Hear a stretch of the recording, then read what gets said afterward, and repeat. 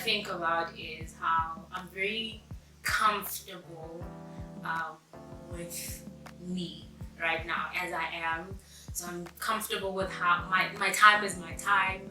My decisions are my decisions. I don't have to share them with anyone or get that from anyone. I basically live for myself in a sense, and I've become very comfortable in that. So I think that sense of selfishness, if I can call it that, it is a big challenge because pursuing relationships, that's something I'm gonna have to lay down and stuff. So just being embedded in that one woman type of thinking. Apart from the normal days of desire, wanting companionship, all of that. But I think that first one is the biggest challenge. The biggest joys in singleness. So funny enough, it's the same as the challenges. It's just the freedom. It's a challenge and it's a joy. Like I said in the beginning, I'm very close. I love being by myself. I love my space. So that for me, being able to do that I find that amazing. I'm awkward with people. Hopefully if I ever meet someone, I can be awkward around them and be comfortable with that. But I think just that, being able to be free in my space, I guess. Sure. What has been my worst experience as a single person? Sure.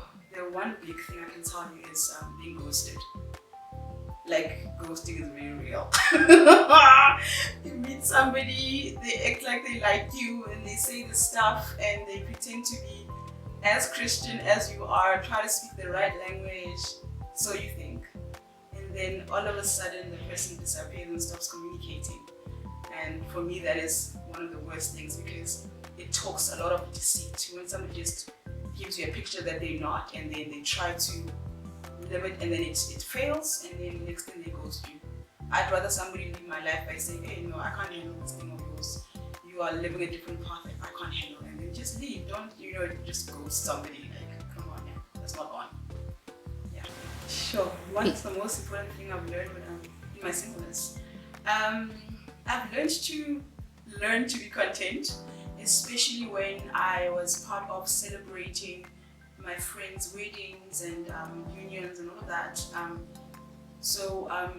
learned to be content because it can be very painful to be praying for something and you see God doing it in somebody else's life and several other people. So I've learned to just appreciate my singleness as a gift.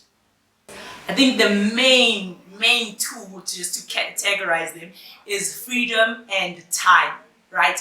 The freedom to actually lead a life whereby I can do the things that I want to do, I can show up for the things that I want to show up to, and then having that time whereby I get to focus on my growth, my enjoyment, my exploration. It's something that I do not take for granted.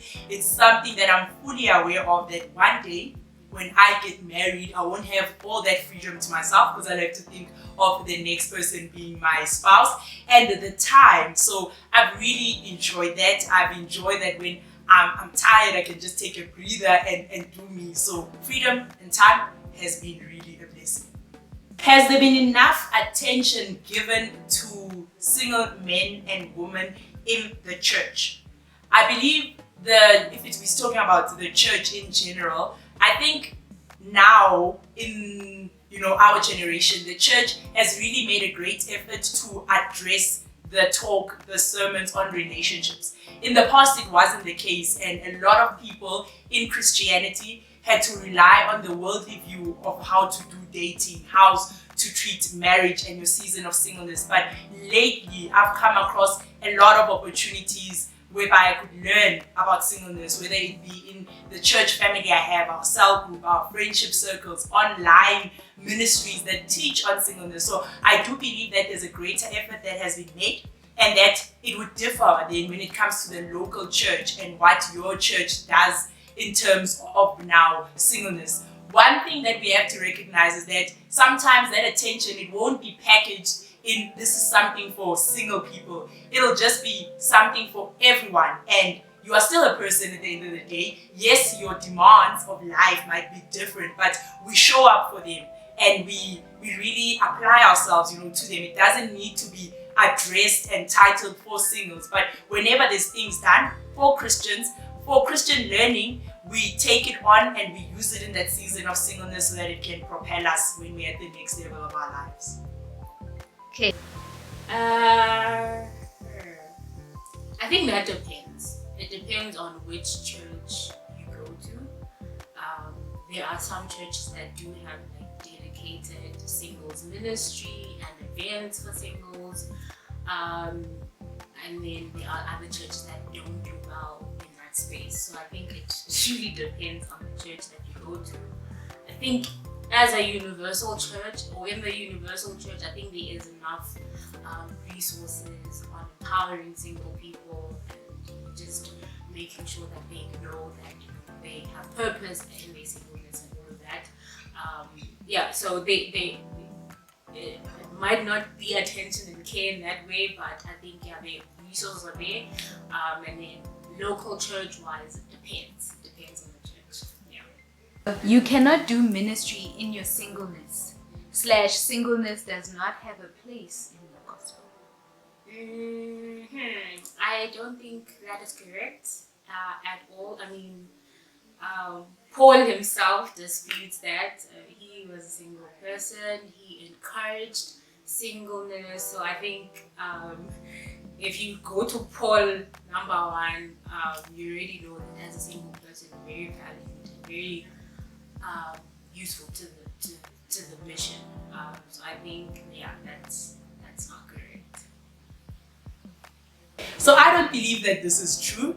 We've seen many people do great things in their season of singleness because God doesn't call you just in marriage. God created you and gave you that calling as He was creating you in your mother's womb. So I don't think we have to delay our service in ministry to the time when we are married. It would look different when you are married, and how your calling unfolds and how you serve then in your different ministry, whether it's in the workplace, whether it's by the pulpit, whether it's serving young people. I believe that when God says it is time, when God grows you in your purpose and in ministry, that is the time. It doesn't need to wait for you to be with someone or by yourself. Singleness is easy. I don't think so. I don't think so. I think because most of us have a desire to be married, that makes singleness a bit difficult. It could have been, if I was Paul, I'm pretty sure he probably had desires or whatever. He looks like he was killing it in the singleness space. But I think because of the desires for the marriage and companionship, it makes it a bit difficult. There are days that are cool and nice and peaceful, and then there are days where the desire is just overwhelming, and there's a lot of questions directed to God. But I don't think it's easy. I think singleness is not easy, but it can be. It is a choice. It is a choice. It all depends on your perceptions and the standards that you have in life. I believe sometimes we make singleness hard for ourselves by looking at setting the wrong standards. We look at worldly standards. We're looking at our friends getting married. Then we start being hard on ourselves. But if you understood and looked at it from God's perspective as to why are you keeping me single for during this time or for this length of time, God, then it becomes easy. And when you also live according to God's standards in terms of purity, the things that you are involved in, it becomes easier. But when you are dancing around with things and fire and things that might get you burned, it does become harder. So singleness can be hard, but you can make it easy for yourself by living to God's standard and His perspective. You cannot be single and be complete. Yeah, me, I don't believe that's why. at all. I do not believe it. I strive, like, as much as you might have that desire, you are whole in yourself. God is what who He's the one that completes us, So I think, yeah, we are definitely whole. There's nothing missing. There's no other half that's missing. You are useful. You have a purpose in the kingdom. I definitely live that way, and I also try to cherish my time. I try to go and do things and live life, and not wait for some hypothetical spouse to come along, to take me to the theater, or to evangelize with a prayer with. I mean, it would be brilliant and amazing to have that, and I can still do it, by myself or with just God. Yeah. Right, I do not think that is true, right? Because even in marriage, you still show up as a single person. The two complete people have to come together and complement each other. So I do believe that you can be complete as a single person, because it is Christ who completes us, not another person. And when you have that your identity in Christ, then He defines who you are. And when God sees you, He puts everything that you're called to be in you. And we can realize that. We don't need to wait for our partner to complete us, because someone else can never complete you. But when you are completed by Christ, then you show up together as two complete people who complement each other. Life and purpose will start once you get married one day. Yeah, sometimes we do believe that, but that's not true. So that's basically saying that God has us on hold until we get married, which is not true. And then what does that say about people that will never get married? Are they never going to be useful? So I think, we also need, as single people, we need to try not to believe in that.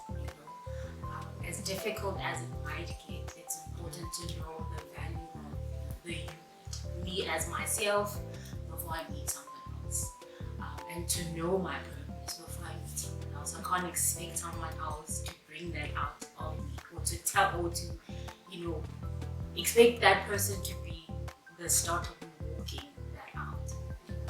They need to come along, and I'm already the whole person who's already living their purpose. Oh, okay. I do not think that this is true. Purpose unfolds, right? The purpose that you have in life right now might be just a glimpse of what God has in store for you. So it's not about waiting for a later time, or waiting even, whilst you're still young to get married to realize your purpose. When you start doing the work, it becomes clear, and your purpose can be fulfilled, or you can be working in your purpose even before you get married. And when you come together with your spouse, it gets bigger. The vision is bigger. You are now two people that are working towards one shared vision. So it doesn't have to wait for you to have a spouse. God has put it in you. God knows what He wants for our lives, and I believe that He has already started unfolding the vision and the purpose He has for us. Singleness is not a gift. Singleness is not okay.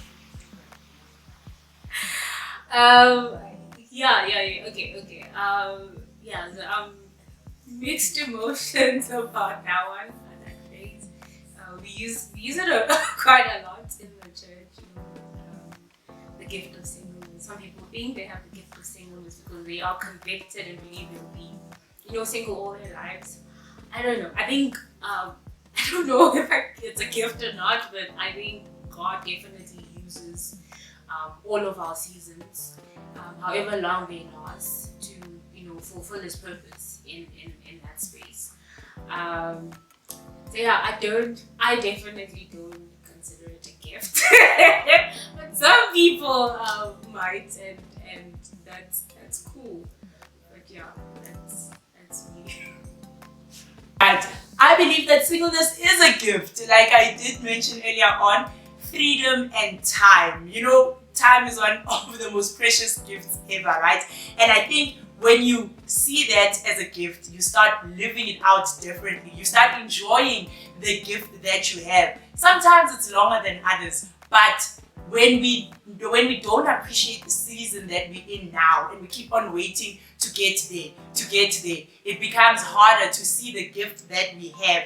The fact that you have the freedom to chase your interests, your passions, because once you get married, it's not just about you anymore, right? The two have become one. There has to be some form of compromise and sacrifice for your partner. Well, whilst you still have your own time to do you, I think that is a gift, and you should enjoy it as full as you can, because it will change. It will definitely change. I think I learned to balance it because I've never gotten it right, really. But I've gotten to a place where I was comfortably single and viewed my singleness as a gift. So it was a journey. It wasn't something that I woke up and I was just okay with being single. So I've learned to just go for what I need to go for. If I want to travel alone, I'll go. I don't need to wait to say when I'm married, I want to travel to New York. When I'm married, I want to go into Europe and travel Africa. You know, so I had to look at the things that I like in my life and still pursue them without saying I'm going to wait for a spouse, because that in itself can be unhealthy, because sometimes we tend to idolize their desire for a spouse. Because what if I don't get married? You know, what if I stay single for 10 more years or 20 more years? You know, I don't have that guarantee until God makes, that guy have the courage to come through and ask me out, and eventually we get married or go through the process of getting married. Yeah. Anyone who is single, it is because they are antisocial. Yo, Batum. No, that's not right. There are so many people that are single that I know that they're the opposite of me, like, extroverts, and they just bubbling out there. So definitely not. I think we all have different journeys. We have different times for stuff, and definitely God has different plans. So for each and every single one of us, the anti-socials and the socials, they are social people that are doing fantastic, and somehow they met their people, So I think we just have different personalities, different times, and God has different plans for each and every one of us. So, when your time of singleness, right, it's not because you're antisocial. You may be around people, but because you are aware of yourself, you are aware of what you need to pursue your purpose, or what you need in a partner to get all those needs that God has put in you. That's when now you go for what you are aligned with. When there's a misalignment, whether you are two social bodies, it won't work. But because you are aware of yourself, be it antisocial or social, you won't mix yourself with something that isn't aligned for you. So it's not about your personality, it is about your self-awareness and trusting your process during singleness. So my singleness is a singleness with purpose. I'm not single because I'm undesirable as a human being or as a woman. It's just that I'm waiting to be met by a man who is totally submitted to God and exclusively serving Jesus and nothing else. So I do desire a spouse, but one who's properly like a Jesus follower and one who's in community. Last question. It is not possible to be celibate. You need to dabble and dabble. Help yourself to the cookie jar. Sure. It feels like it. It feels like it's not possible. But it is. It is. I think there's a lot of accountability that goes into it. There's a lot of being vulnerable. Accountability and vulnerability go hand in hand, right? Because you need to let people into, those deep, dark spaces of your heart. That helps walk the celibacy path. There's knowing your weaknesses as well, a lot of that, I found that helps, just knowing that, okay, certain things are not good for me, even though other people might be okay, and they might not be tempted afterwards. Where are my lines? And they don't look the same. So just not putting yourself in situations where you're gonna face overwhelming temptation. As I said, it's very difficult, and you might think it's not possible, but it definitely is.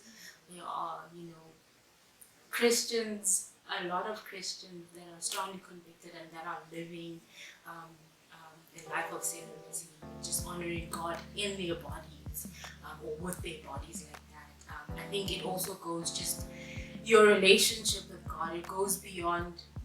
I think I went from saving myself for my husband to honoring God with my body. And I think, just when you realize, or when you start thinking about why you're doing things and what it means, it helps with the journey. It helps with, fighting temptations and just trying to maintain that purity. So, it's hard, but it's very really possible. Yeah. I believe that is false. It is very much possible to remain a virgin, to remain celibate, and it's once again your standards in life, what you keep to, what you associate with. When you have made a decision to follow Christ and live according to His standards, yes, it's gonna be hard, but because you know why you are doing this, when you are pursuing that purity and righteous life, it becomes worth it. And I believe that this is a physical battle and a spiritual battle, right? God empowers us spiritually. We put our trust in Him. The temptations and the urges do not go away, but then that's where the physical comes about, when we get ourselves out of situations that might prompt those feelings and situations that might just be triggering and tempting. When you get yourself out of that physically and bring it to God, be it through prayer, through fasting, which is another process that just strengthens our know, it becomes very much possible to remain a virgin and be celibate. It will be hard, but trust me, it's possible and it's worth it. It gets rough, guys. The thirst is real, so you have to face that, especially if you are a person who is single and have fallen into sin and then decided to change your life around, or if you are a person who's just been single all this time.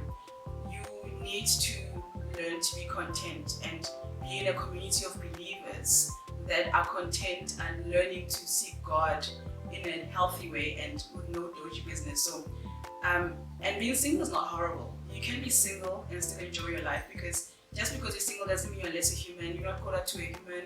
You are not missing a part or a limb. It's not a disease. So, it's basically just changing your outlook on how to do the single life journey, because you can do it really well and be a part of other people's lives, whether they're married or not. So, what is most encouraging for me personally is that I'm part of a church community, a community of brothers and sisters that are with you through it all. So it kind of helps you still stay single and in a healthy way, because there were years and phases in my life and seasons where I felt single and miserable because my outlook on life was, God, why am I not getting the men that I want to marry and so forth? Why are you not giving me that husband and so forth? Because everybody around me was getting, what they prayed for, but I wasn't, and I had to also celebrate them. But So just some parting words from me when it comes to the season of singleness. This is a time of intentional living. As I said, it is a time to do you and at which God has put on your heart. It is a time to grow, right? You continue growing. The journey of growing never ends. The journey of purpose never ends. But whilst you have the freedom and time, use it to your advantage. Don't focus on the negative, on what you do not have, but look at what you have. And that which you don't have, plant seeds. Get around people with a shared vision and shared standards, so that you can encourage each other to live a life that is worthy of your calling, to live a life that is fruitful.